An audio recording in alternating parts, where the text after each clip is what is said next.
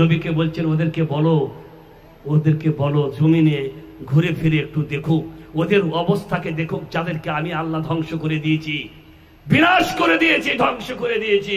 পরিণাম ভালো হয়নি। কেন?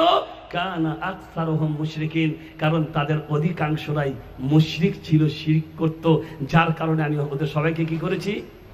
ধ্বংস করেছি। আমরা আজকে মনে মনে ভাবি, হায় রে আল্লাহ, আজকে আমরা এত অসহায় কেন, আমরা এত দুর্বল কেন? আল্লাহ তো বদরে মদদ করেছিলেন, সাহায্য করেছিলেন, উহুদে সাহায্য করেছিলেন, খন্দকে মোতাতে সাহায্য করেছিলেন, অগণিত ফেরেশতা পাঠিয়ে মহান আল্লাহ রাব্বুল আলামিন সাহাবীদের সাহায্য করেছিলেন, তারা জয়যুক্ত হয়েছিলেন। আজকে আল্লাহ তাআলা আমাদের সাহায্য করে না কেন? আমরা বর্মাতে মার খাচ্ছি, আমরা ভারতে মার খাচ্ছি, আমরা আরো ছোট কত দেশে আমরা মার খাচ্ছি, এমনকি যেখানে আমরা সংখ্যা গরিষ্ঠ সেখানেও আমরা মার খাচ্ছি। কেন আল্লাহ আমাদের সাহায্য করেন না? আল্লাহ বলছে, আমি তোদের সাহায্য কেন করব? তোদের মধ্যে আর অমুসলিমদের মধ্যে কি কোনো পার্থক্য আছে? আছে কোনো পার্থক্য? সাহায্য আসে তৌহিদের ভিত্তিতে।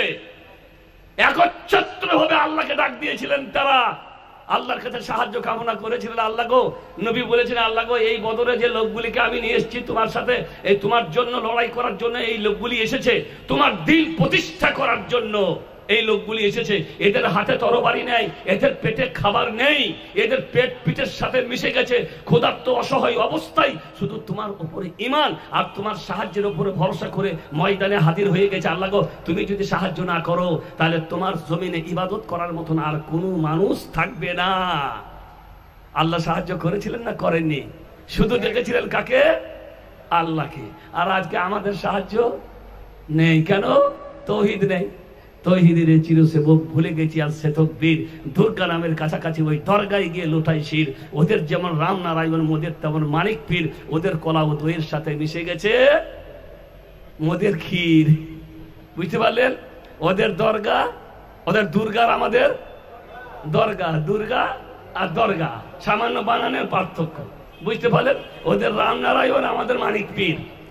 রাম নারায়ণ আর মানিক পীর, ওদের একটা পুজো হয় লবান পুজো বলে, কলা ও দই দিয়ে এই পুজোর ধূপ চলে। ওদের কলা দই আর আমাদের শবে বেরাতের ক্ষীর পরোটা একসাথে মিশে গেছি। আমরা একসাথে মিশে গেছি, কোথাও কোনো পার্থক্য নেই। ওদের মন্দির, আমাদের দরগা শরীফ, ওদের মন্দিরে পুরোহিতরা থাকে, আমাদের দরগা শরীফে বাবারা থাকে, ওদের মন্দিরে পূজারীরা থাকে, আমাদের